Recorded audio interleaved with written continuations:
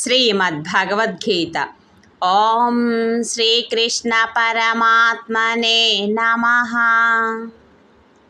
9వ అధ్యాయం రాజవిద్య రాజగుహ్యయోగంలోని 5వ శ్లోకం. శ్రీ భగవాన్ ఉవాచ నచ మత్సాని భూతాని పశ్య మే యోగమైశ్వరం భూతభృన్న చ భూతస్థో మమాత్మా భూత భావనః. భావం: ఈ ప్రాణులన్నీయును నాలో స్థిరముగా లేవు. ఈశ్వరీయమైన నా యోగశక్తిని చూడుము.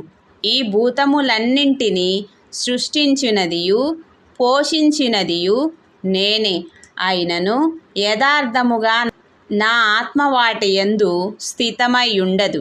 ఈ శ్లోక వివరణ: ఒక పెద్ద పాత్రలో అనేక చిన్న పాత్రలు ఉన్నాయి, కానీ ఏ చిన్న పాత్రలో కూడా ఆ పెద్ద పాత్ర మాత్రం లేదు.